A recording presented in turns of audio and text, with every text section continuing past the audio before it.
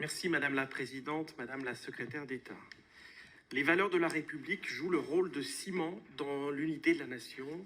Elles sont ce qui permet de faire cohésion, ce qui unit les Français. Cet amour de la France, cet amour de la République, nous devons les transmettre. C'est une des missions qui vous a été confiée par le biais du service national universel. Le SNU est bien plus qu'un projet, c'est une ambition.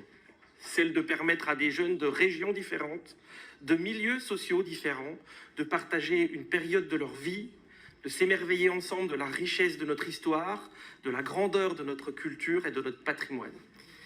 Quelle belle ambition que de vouloir faire vivre intensément le lien entre les jeunes et la République, que de vouloir développer la culture de l'engagement, du devoir et de la solidarité.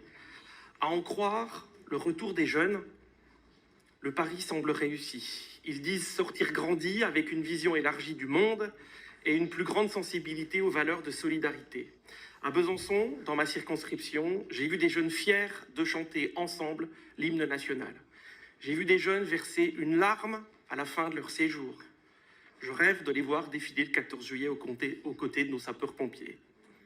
Nous avons tellement besoin de ces liens de cohésion, d'engagement et d'amitié dans cette société très individualiste, où la caricature, l'opposition systématique, l'invective sont tellement plus faciles que la modération, l'apaisement ou le dépassement, n'est-ce pas, chers collègues LFI?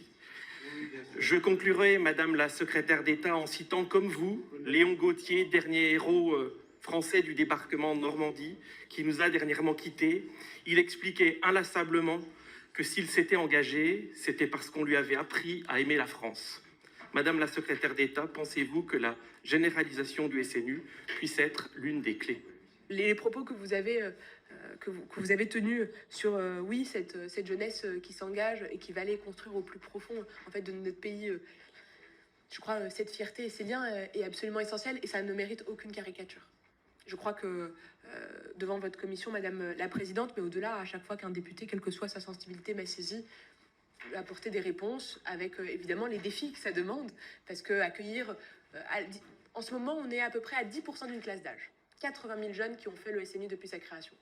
Peut-être d'ici la fin de l'année ou dans quelques mois, d'ici peut-être le premier trimestre qui arrive, on sera à plus de 100 000 jeunes qui ont, levé un drapeau, chanté une Marseillaise, porté ces uniformes qui sont très loin de l'uniformité, mais qui créent du commun en fait.